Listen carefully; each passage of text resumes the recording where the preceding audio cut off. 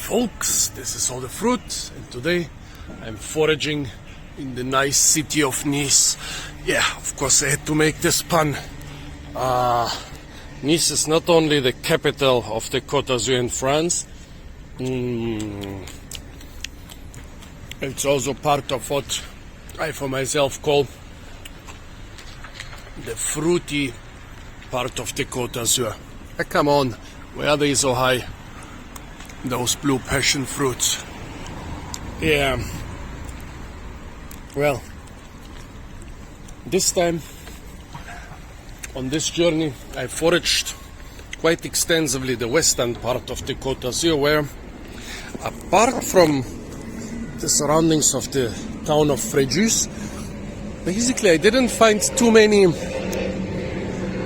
really fruity areas. Foraging was really poor there. Around Fréjus, yeah, there were nice parks, there were nice gardens, and coincidentally there were 1,000 or 2,000-year-old olive trees there. So I guess this spot had and has a very mild climate. Well, here in the eastern part of the Côte d'Azur near the Italian border, we have the mildest climate of continental France. Yeah, and yeah, coincidentally there is a lemon tree. The city of Menton was the biggest producer of lemons, definitely in France, some say in Europe, because it was much milder in places further west, let's say near Marseille. Okay, this is some sort of park where I cannot park Phoenix, some sort of zoo where I cannot easily get at the stuff. But basically, the mildest part of the Côte d'Azur / Riviera is around the border area of the three countries, France, Italy and Monaco. And today, when I approached Nice by bus, I already saw there is quite a number of avocado trees, quite a number of bananas growing here and there, mostly unfortunately the fiber banana, Musa Basio, but here in this area we also do have edible bananas. Let's look into this park. Don't want to pay the entrance fee.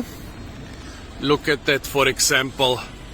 A nice huge Peruvian apple cactus. It's in flower now. I love those things. I love the fruits.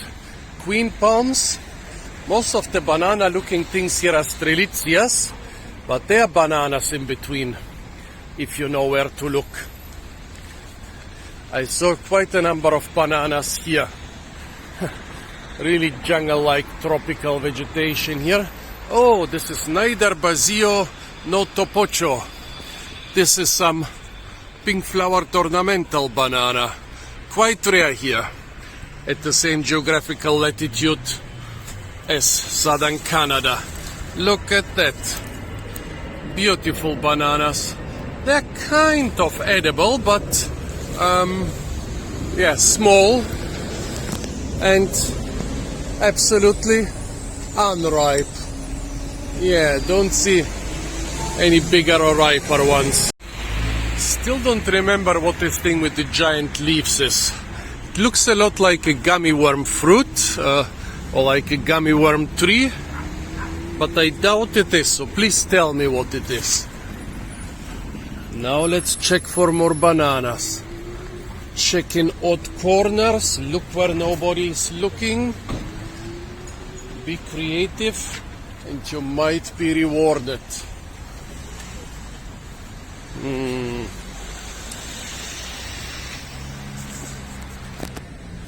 More bananas growing there,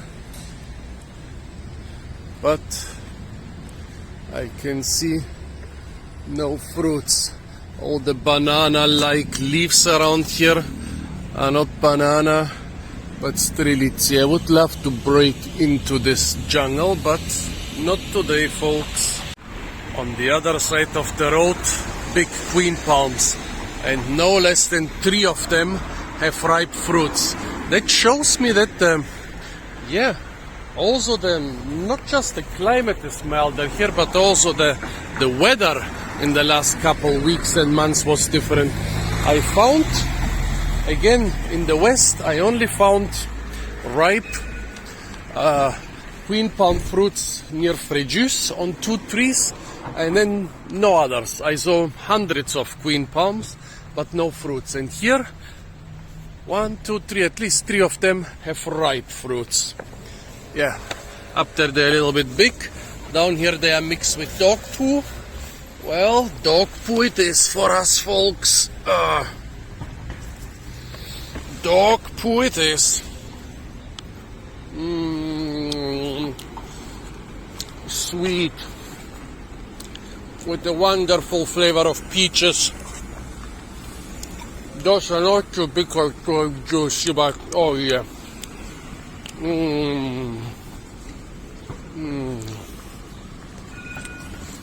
This tree has fruits which are considerably bigger.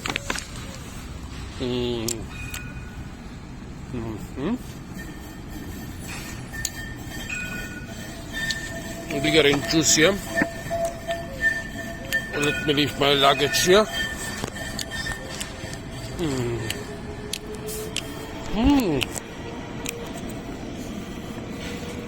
And those a different flavor. What about the third tree?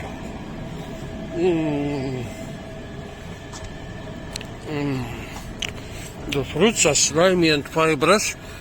That's the not so good part. The good part is, oh, dog poo. The good part is, they're also sweet and aromatic.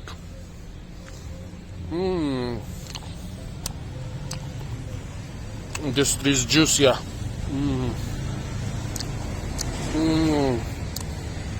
And despite the fruits of this one being quite small, the flesh is quite thick. Good stuff. This is so much better than the Western Riviera, the Western Côte d'Azur.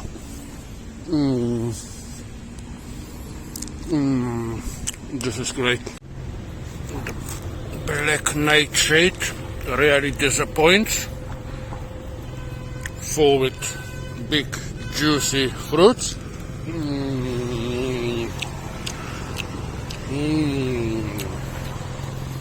Tasty and fruity. In my childhood, I was told those things are poisonous. However, they are delicious. Olive trees. The Mediterranean coast is the only area of continental France with a traditional and commercial olive production. Here they are being used as ornamentals. But if people are clever, they will harvest the olives. Then get some nice oil out of them, and then the oil will end up in a bottle and not in a mess here on the sidewalk. Lots of exotic and unfamiliar ornamentals around here. So a bunch of nice stuff while on the tram. Bananas, avocados, huge Peruvian apple cactus, nice parks. Passion flowers seem to be very common here. Here finally, even with the flower. However, why are they only growing the blue passion flower? In this climate, they can grow a lot of tastier ones. The edible fire thorn is not in season. Neither is the edible European dwarf palm. This palm is actually native to the area of the Côte d'Azur. Well, to the area around Nice at least, to the milder one. So this thing is the only palm native to the European mainland. And up here, so far north, at the same geographical latitude as southern Canada, it's still mild enough not only to cultivate palms, but to have native, original, wild palm populations, folks. Pomegranates, and on this tree, they're already big, and the old ones from last year, I guess, are still hanging there. Next to it, a cherry tree. A huge yucca with edible flowers and lots of citruses. Yeah, we are close to Monton. Here somebody has planted cucumbers. Lots of olive trees. And somewhere high up on this hill, there's supposed to be a millenarian one. Well, folks tell me that there is a 1,000-year-old fruit tree somewhere. And I'll run up any hill. A bit panty and shaky, plus like always, I have all my stuff with me in both my backpacks. Pity that mulberry season is over. So many trees, so many different varieties. This one even has a couple out of season fruits, but they are not even ripe yet. Tiny, unripe out of season fruits. Some cotoneas there, hanging full of fruits but not in season. I'm also quite nicely surprised. I was in the area in May when everything was supposed to be still lush and green, but already warm enough. Here, by the way, evergreen laurel cherry. People say they are toxic, but the fully ripe fruits are edible. And here's some purple leaf variety of the cherry plum. Well, in May everything looked like in midsummer. Plants were dying, but I was told that June around here was very rainy. That's right now July actually looks more green than May. It's very unusual because here we are in the Mediterranean climate.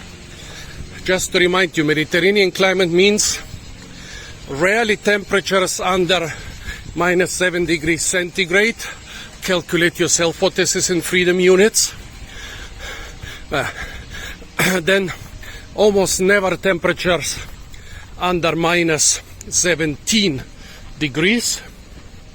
And also pretty much all of the rain falling down in winter. Pretty much no rain in summer. Judas tree has edible flowers and apparently also edible sugar that sometimes drops from the leaves. Well, Mediterranean climate, but everything is a little bit turned around right now, so that in winter there was almost no rain, but in June there was rain. So normally everything would not be quite as lush here, but a lot more dusty. Here, by the way, stone pine. The seeds are a Mediterranean staple food. Cabbage palm, as the name suggests, very edible thing. However, for the cabbage you have to kill it. If you don't want to kill it, you can just eat the fruits, which are not in season right now. And over there, a loquat, also not in season. Strange. Everywhere gates are closing. Those trails, they're supposed to go up the hill, but there is another gate. Those are, as far as I understand it, those are supposed to be public trails, but look at it. Everything is closing in front of my nose. Come on. Even Google tells me to take those private gated off routes. Google, you son of a freaking computer. You're lying. Another cherry plum tree. However, season's over. That's all that's left. Oh, some Bulgarian was here.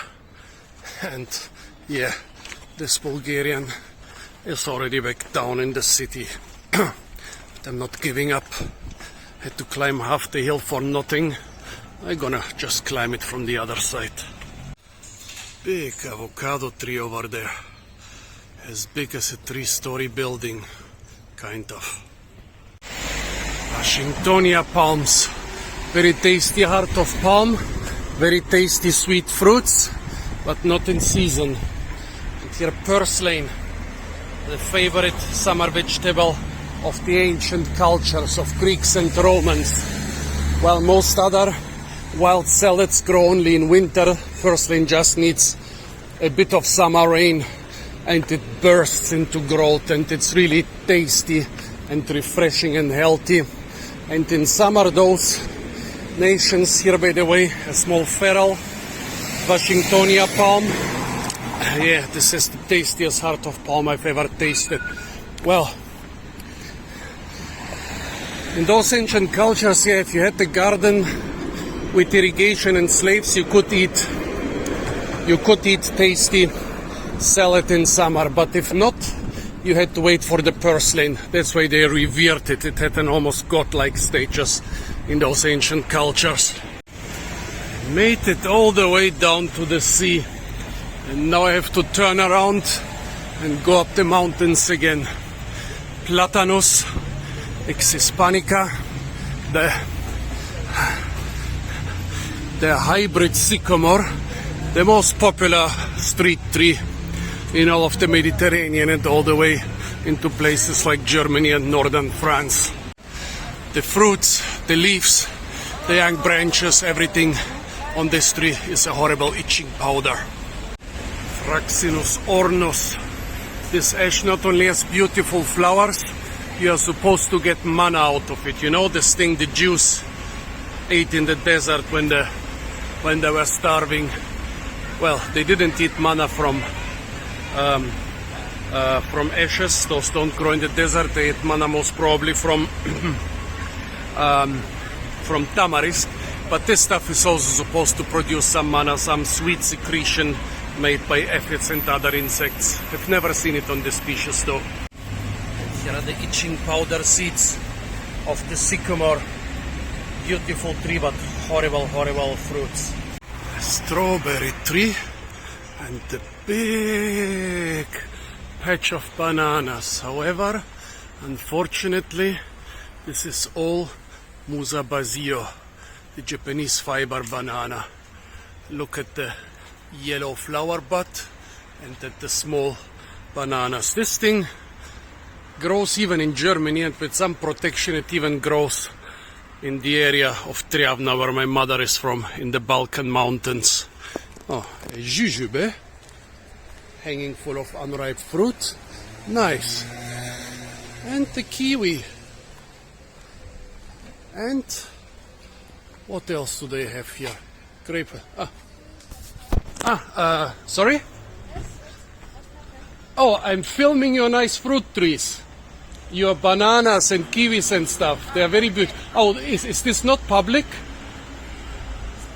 It's private. Okay, sorry, I'm leaving. Thank you. Sorry? No, I'm only filming. I'm not eating.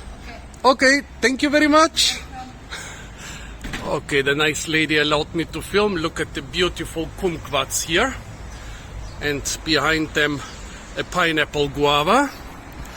Well, and here again the strawberry tree. And non madame, je ne parle pas français, pas du tout, désolé. Je suis un stupide touriste anglais. Vous compris? Okay, sorry for mocking the nice lady, but in some occasions it's actually more convenient not to speak the local language, especially when they catch you in a private garden. My second attempt up the steep hill. You can see that the drought has been quite severe here. Some vine which died. What is it? Oh, ivy. Some ivy died. Even a couple cypress trees died. Here some wild, not feral, but wild native pistachios. Pistacia lentiscus, the lentisk or mastix. That's the chewing gum that was masticated in the old world for thousands of years. And here, Pistacia terebinthus, the terebinth or turpentine tree. Here you can see the small pistachios. They are not edible in either species. Both species are rather used for their sap. And here's sarsaparilla, the favorite food of the Smurfs. And white asparagus, the favorite foraging item of every Italian. Oh, and this hill is getting steep. Huge budia pine. There's a couple others. I just eat one code, one full-size, well-fertilized code to feed me for days. You godforsaken mother lovers! Why does stupid bullshit asshole Google tell me, demonetize me, that all those are public roads? This is the third one already on this hill. Oh, come on!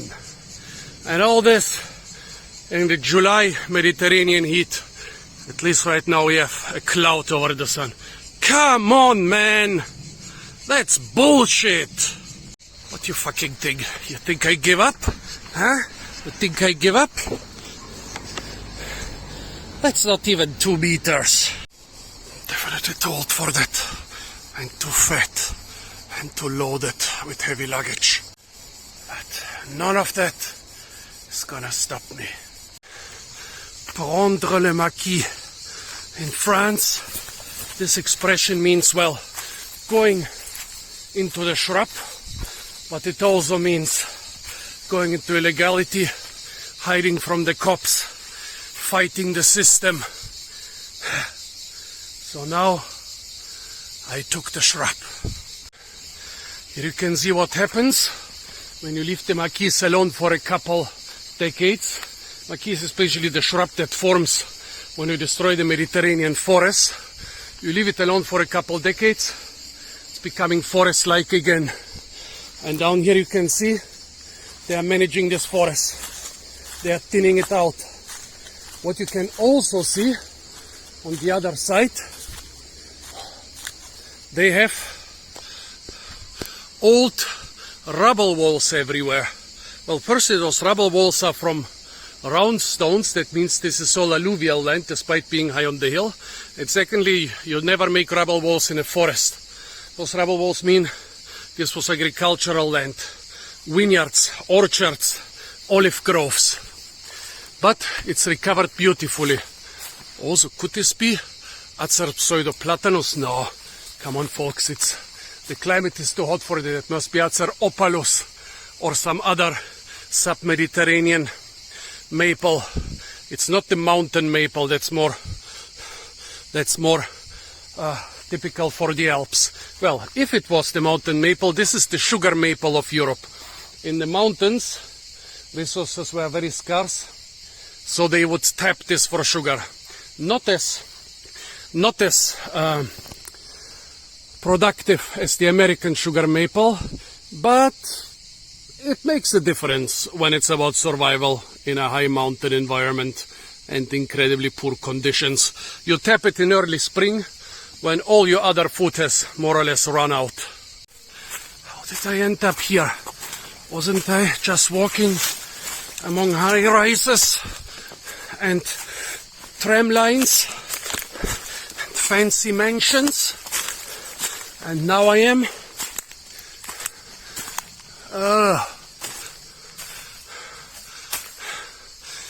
am I standing in front of a 6-meter cliff in a forest. I'm not prepared for that. I don't care. Up it is. But I cannot film this. I need both my hands to climb on those roots. I should not even attempt this with good shoes in young age, without all my additional pounds and without luggage. So what now?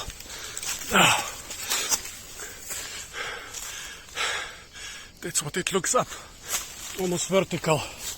Down, completely vertical. This way, I came from that direction. Oh man, this is too risky. Who cares? By the way, this forest is dominated by the evergreen holm oak, Quercus ilex. You might say, well, yeah, this thing grows in the Mediterranean. No, this thing is the Mediterranean. There are two climatic definitions, or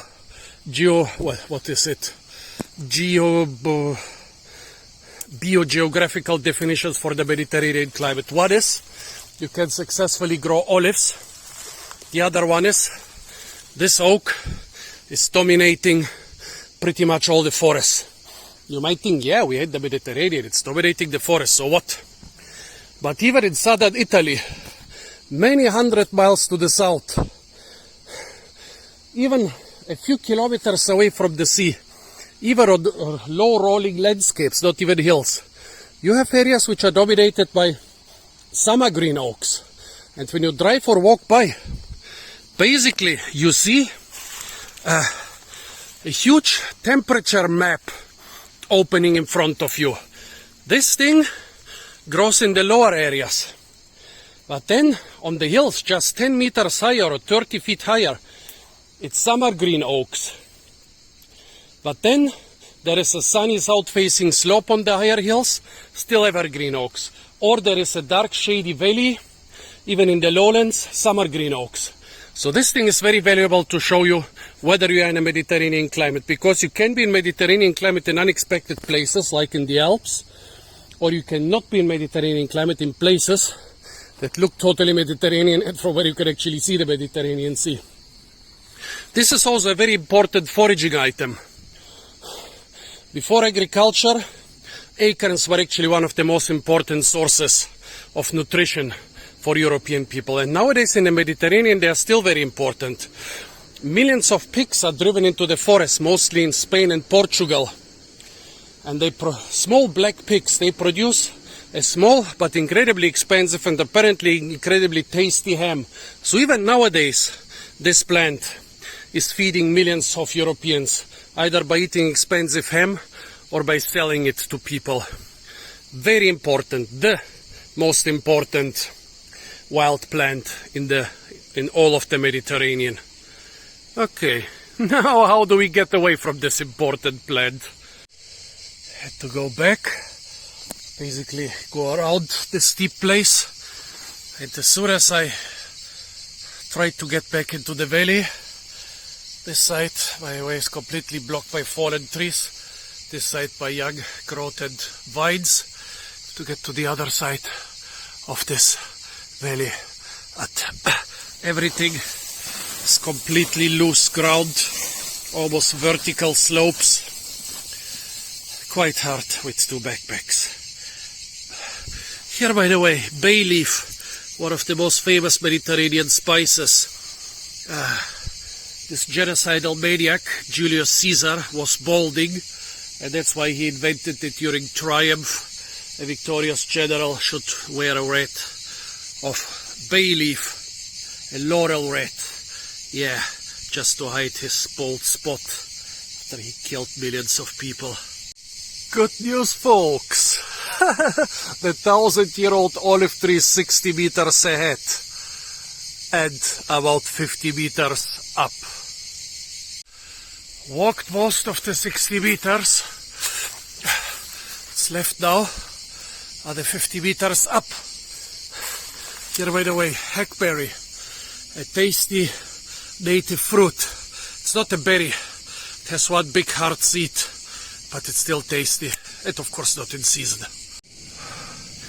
The less dense part of the forest, one olive tree remaining from the extensive plantations on this hill.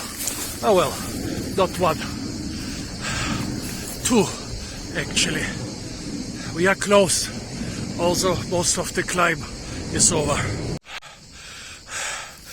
think this was all the punishment for mocking the nice lady. Sorry, nice lady, you allowed me to film your garden and I was mean to you. Here I'm in the area, in an area where the orchards must have been abandoned just decades ago. Not much native vegetation, still olives everywhere. Those can grow for thousands of years without competition. And up there, even a fig tree, which is either a sign of a feral fig or that this place has been abandoned just decades ago. Just Just an hour ago I was down there. Let's see if those figs, they look purple enough. They are ripe enough.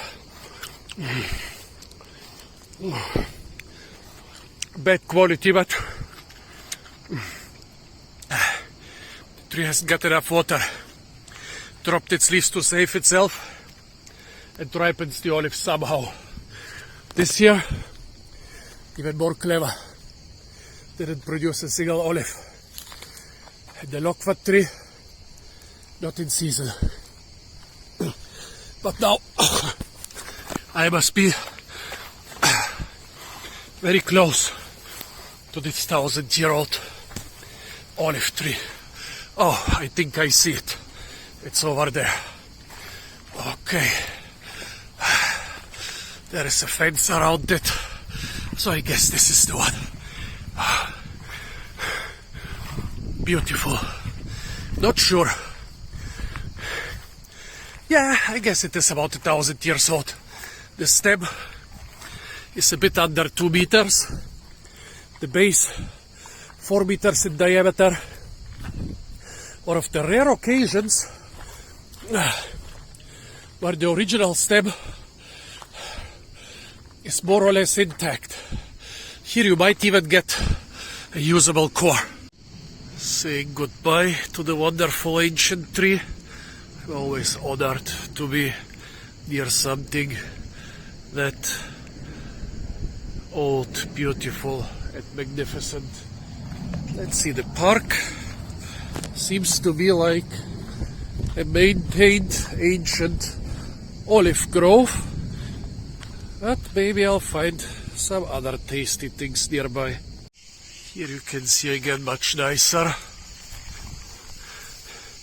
turpentine tree or terebinth and a sarsaparilla, the favorite food of the blue little smurf. Hi folks, this is all the fruit, and today I want to taste sarsaparilla or Smilax aspera. What is sarsaparilla? Well, remember those little blue dwarfs called smurfs? They were frolicking through the forest and running away from, what was this guy's name? Gargamel and his cat? And from time to time they were eating, well, blue smurf berries and also some heart-shaped leaves, which they called sarsaparilla, and which, yeah, sarsaparilla does have heart-shaped leaves. It also has red to purple berries. Well, I wonder if those are the smurf berries and they were actually made blue just because the smurfs are blue. I mean, you have to explain where the color comes from. Cannot say they eat red berries and become blue. Well, sarsaparilla here in the Mediterranean is not really being eaten. It's actually more like considered like a noxious weed. It is very spiny. This is one of the less spiny varieties. There are also others which are basically as spiny as a rose bush, much spinier than your average bramble or most other spiny things in the Mediterranean. But yeah, they have those conspicuous berries which I've never seen anybody anywhere in the Mediterranean eating them. Why? And why is sarsaparilla so popular in Smurf cartoons? There is also this drink called sarsaparilla, which in America was originally not made from sarsaparilla. It was made from birch sap and sassafras. But then when the FDA decided that sassafras is carcinogenic, they banned it. And now the drink is made of true sarsaparilla. Sarsaparilla drinks have a long tradition in Southeast Asia and also in England. It seems like they taste more or less like root beer. And I think they're also made from the root and not from the fruit of the sarsaparilla. I think it's still available widely in Southeast Asia and in parts of northern England, not so much in the US, but you can get lucky. But it's a different species, Smilax ornata. Well, this here should be Smilax aspera. However, the spines are really different. In Bulgaria, the Smilax spines were curved and it was a lot more ferocious. This is nothing. This I can touch with my bare hands. I mean, yes, it is spiny, it is painful, but it's nothing like the one in Bulgaria. Well, now to the important part, the berries. Very conspicuous, growing in decent sized bunches. Still, nobody is eating them. There must be a reason. Let's find out. Never eat plants which are not considered edible, folks. I will not really eat them. I will just taste them and spit them out.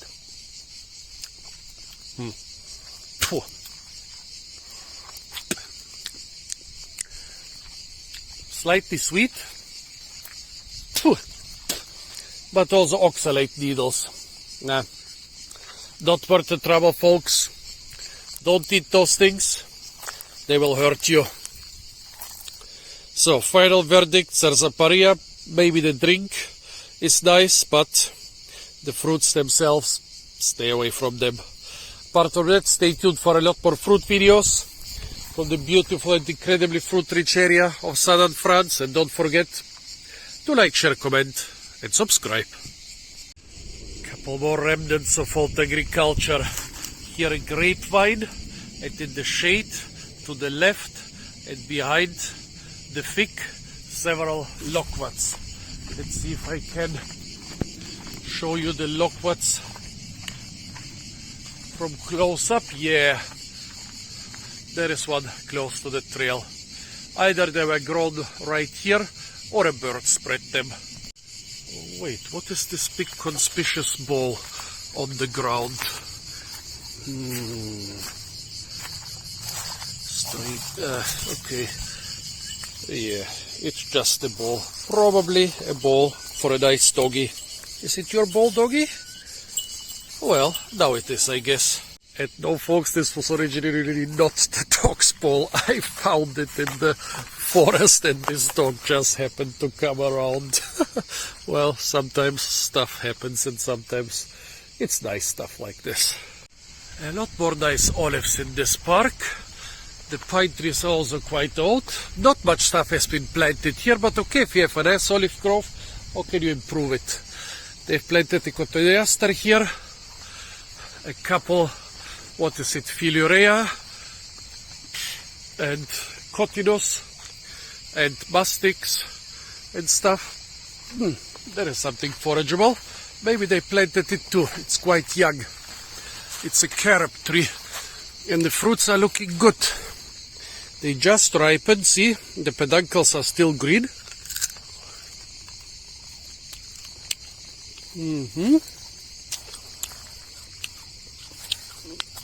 Pretty sweet. Be careful with the seeds. Not only are they incredibly hard, not only do they weigh exactly 1 carat, yeah, 1 carat like your diamond ring and stuff. 1 carat weighs exactly as much as the seed, and the seed is also very good for congealing food, like a vegetable gelatin. But as I said, they are very, very hard. Be careful when you chew on them. But yeah, those fruits are good. They are good quality. Good ripeness. They are being sold as snacks in the Mediterranean. And those? Oh yeah. Those are really good. Just a tiny bit tart. They are not the sweetest carob fruits I've ever eaten, but they have very little tartness.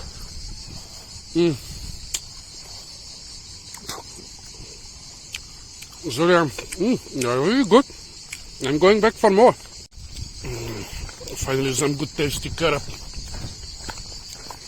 Almost all I found on this trip and on most other trips are either unripe or rotten or just so tart that it's no fun eating them. But those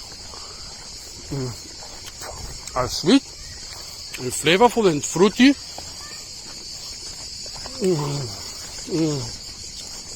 And just a tiny bit tart, but the sweetness definitely dominates. Good stuff, folks, good stuff. It's up to be number with its edible tubers growing here underneath the hedge. This kaki tree must be suffering a lot. from the drought.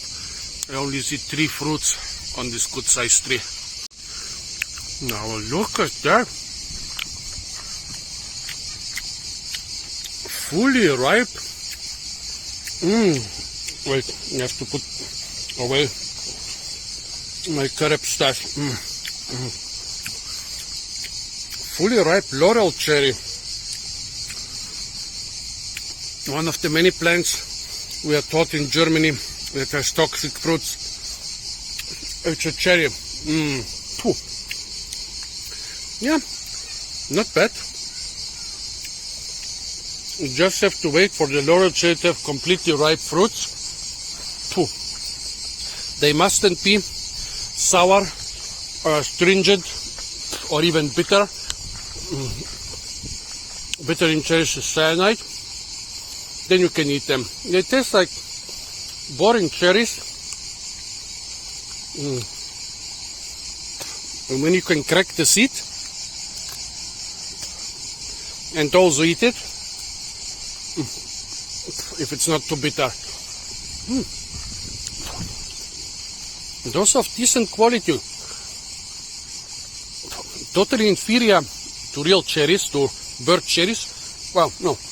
They are superior to the wild bird cherry, but inferior to domestic cherries.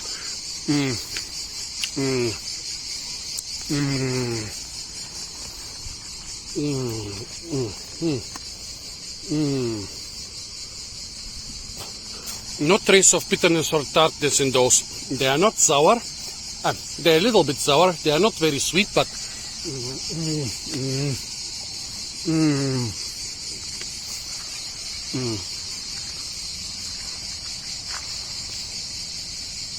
a bit sour, a bit tart, a bit sweet, but good. They're cherries.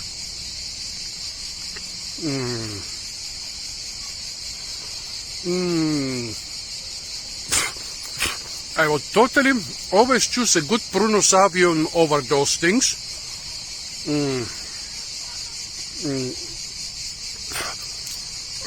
Real cherries are sweeter and juicy and more flavorful, but those are superior to most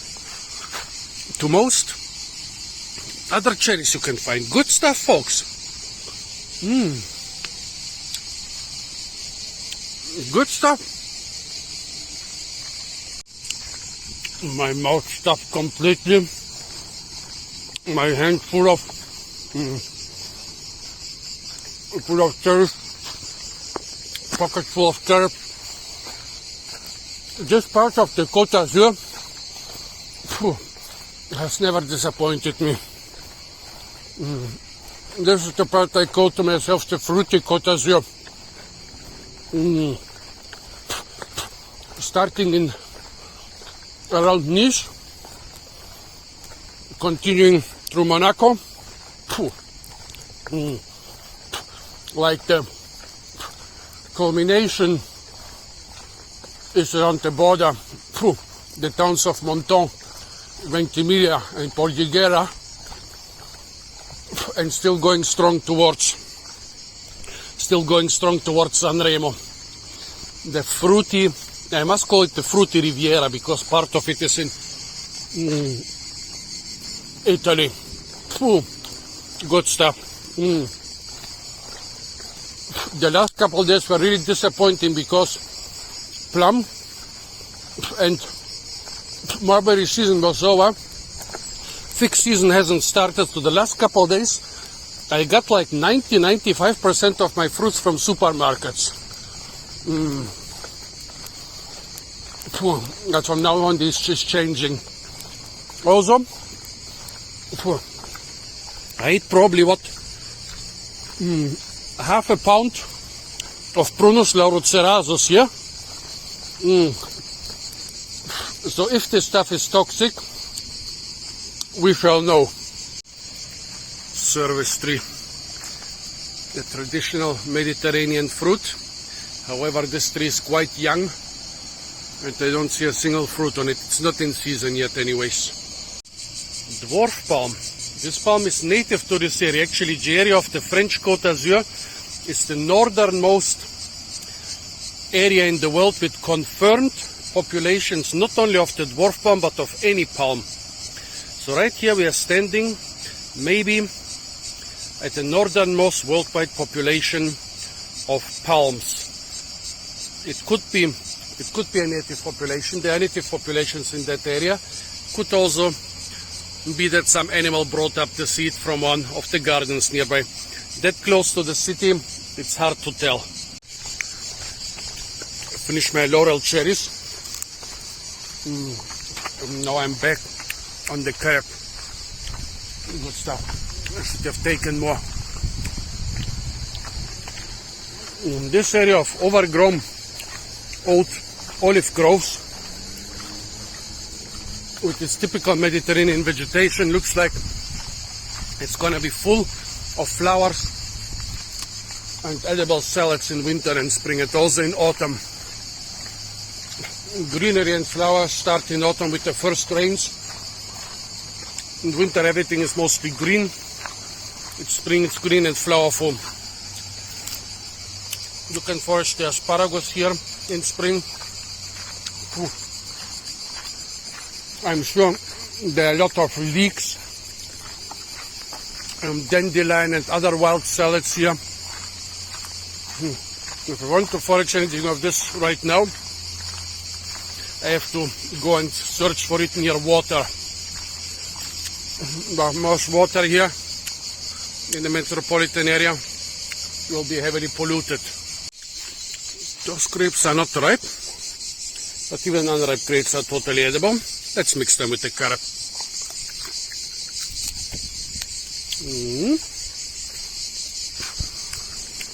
Interesting combination. The grapes are either very flavorful or they add a special flavor to the carrot. Very interesting. Myrtle, a typical native Mediterranean shrub with edible fruits, but it's not in season yet. I'm told the other ornamentals here, they don't even claim to have edible fruits. Well, except maybe the monk's pepper. Well, girls, if your boyfriend is too frisky, feed him this. It will make him peaceful like a kitten and celibate like a monk. In the Middle Ages this was used as a spice, but only in monasteries, to keep the monks quiet, to keep them from hanky-panky. Olive trees everywhere, and not a single one is in season. What a pity, what a pity. Oh wait, there are a couple pale green olives over there. Maybe I'll get lucky here. No. Carrot is nice and sweet, but a little bit dry when you eat it in huge amounts.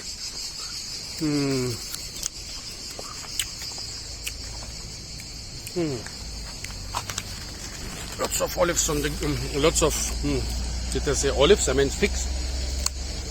On the ground, nope. Those are not edible. What about those here? Good big figs. I need to get them. I guess this is some sort of neglected park, which used to be an old orchard. Here a nice old kaki. Somebody is eating the kakis. Look at that calyxus everywhere. And chewing kaki fruit on the ground. What's up, folks? Is the tree shedding half of its fruits? Or what? Here they are, not edible. But the figs look good. Too old, too fat, too greedy, and stupid enough to attempt the climb.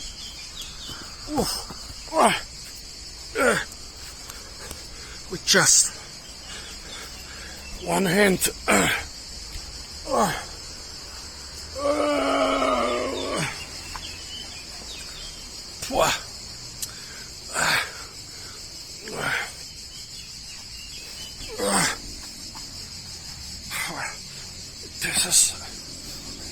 even harder than the slope a little bit earlier. I wanted to do some nice and peaceful urban foraging